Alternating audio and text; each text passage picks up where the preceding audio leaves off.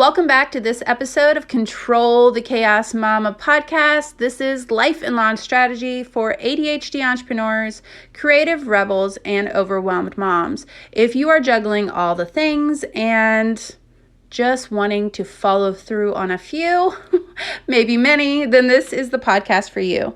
We are all about podcast strategy. That is what's really helped me to build this umbrella brand to let me be me, the multi-passionate, squirrely me. And I want to tell you guys all about Podcast School for Squirrels. It will be coming out very soon. I'm working hard behind the scenes to develop something that is going to help you create some follow through, some consistency, and also go around your energy. When it comes down to energy, that is really what we are going for. That dopamine hit is happening because you are excited about something. You should be excited about your work. And so we are going to be working together to create really kind of a podcast rebellion, because if we can connect the reason that you want to go into business to your story and make it big enough and important enough to follow through, then it will happen. So I'm developing that behind the scenes. And so if you're not already on the wait list, check out the show notes and get on there, or come follow me on Instagram, Podcast School for Squirrels, or Control the Chaos Mama podcast, or even my personal one, angel.mcelhaney. I'm really excited about it, and I hope that you guys are too. Your story needs to get out in the world, and I hope that this helps you to really embrace the helper role that is going to benefit, like all the people that are going to benefit from you speaking out all about your hard stuff, all about your life experiences, and the things that you can really provide for everyone else. So it's not all about you. You need to get your story out there. What are you waiting for?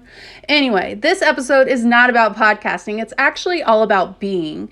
I know sometimes that we prioritize, I know I do, the doing. And as someone who, I'm actually Enneagram 8, but the second one that came up for me was a 3. And they tend to love achievement and those accolades and the completion of, or the way they feel when they win something or they've reached a certain level of success. And so I know that I've always struggled with productivity, and I have always really valued checking off those things on the to-do list. And while that is valuable, we need to learn to also prioritize the being. And so what is the being? That could be things that are like meditation and journaling and all of these things that can be seemingly hard for someone with ADHD. And so I've had to get a little creative to make my mind kind of slow down and really just kind of come back to center. I call it centered versus balance. I hate the word balance. I feel like it's a myth and something that is unattainable, but centered just sounds like something that is just at your core, that you slow down, that you come, connect more deeply with yourself, others, God, that you are like centered. I love that word. Anyway, so how can you become more of someone who can be as someone who has ADHD? I have a couple tips for you, and I hope that you find these helpful. So the first one is earbuds. I know this sounds super simple, and for years I walked around with the little headset around my neck, and I found that sometimes I would need to put an earbud in just one side, and I would have to have something playing. And so what this would do is kind of, I feel like, filter the noise if I was overstimulated, or give me stimulation if I wasn't getting it. And yeah, while you might not want to do this during meditation, you could actually do some binaural beat sounds through those headphones, or possibly even, I know that I've experimented with like different hertz sounds. Like if you put in HZ sounds, like all of these positive vibrational sounds will come up, and those seem to be super relaxing too. The app that I've talked about a lot lately is Fabulous app. And in that app, as you're going through your morning routine, it actually will have these similar sounds like in the background. And sometimes I'll just leave them on like while I'm doing the habit, because for some reason that makes me stimulated enough, I guess, to keep my attention, and it has this being feeling. Now, number 2 is hammocks, and I am so not kidding. It is totally hammocks. I have a new hammock in my office, and it is amazing. It was kind of tricky to hang, I'm not going to lie, but I have one outside, and for something, I don't know if it's the surrounding of the cloth that's more maybe like a weighted blanket around me. I don't know if it's because it's relaxing. I don't know if it's because, when I'm outside, I do like look at the clouds. I don't know. It quiets my mind. It slows me down, and I really seem to enjoy it, and it does make me feel like I'm finally getting into the being stage. Now, number 3, of course, if you are going to try to meditate, you can focus on your breath and that sort of thing. And the act of distraction happens for everybody. And so redirecting it back and not making a big deal about it is probably the biggest advice I could give. But that said, I've always felt that kind of meditative state sometimes whenever I am creating. So if you maybe put on some binaural beat sounds or some calming music, then what you could do is maybe create. So maybe do those watercolors, maybe paint, maybe, I don't know, what is the new hobby that you are into lately? And give yourself permission to do those things.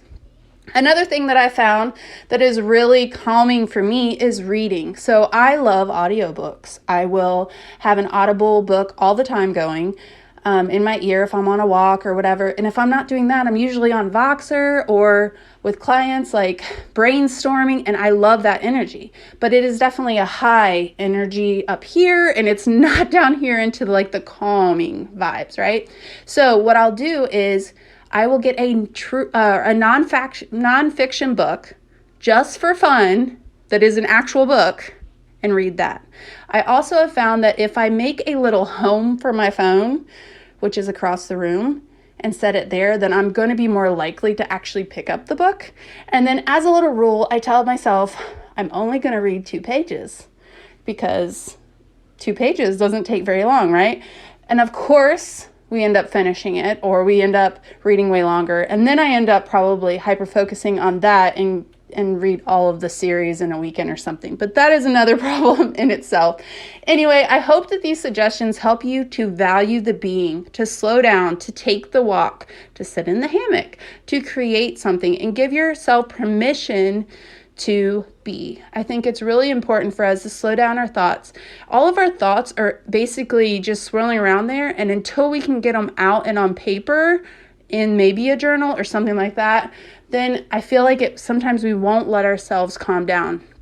It's kind of that look. I'm sure you guys have seen the TikToks and the memes and all the things where the person lays down to rest, and they look like they're resting, but they're not, because all of the busyness is inside their head. And so if you can get that out on paper in some way, whether that's creating or journaling, that is another thing that is super helpful as well.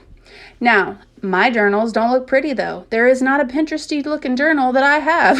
In fact, a lot of times it will be on this giant sketch pad that lets me show the big picture in such a way that I love. So it's a giant sketch pad. I open it up and I block it out. So I brain dump and then I prioritize it into blocks and I get it all out of my head.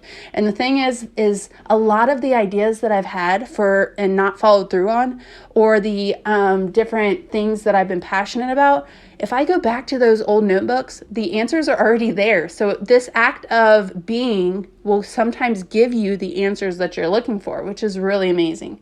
So today I hope that you give yourself permission to rest, permission to be. And if you have another way that you do this, come and tell me, because I would love to hear it. Tag me if you are resting, if you're creating, if you are doing something that is just for you. And I think that's the biggest criteria. I think that in the doing, a lot of times we are doing it for someone else or for $1 or for whatever the thing is. Do you know what I mean? And so I think being can be valued just as much as the doing if we let it. I hope this was helpful for you, and I will see you guys next time. Wishing you joy and abundance. Angel.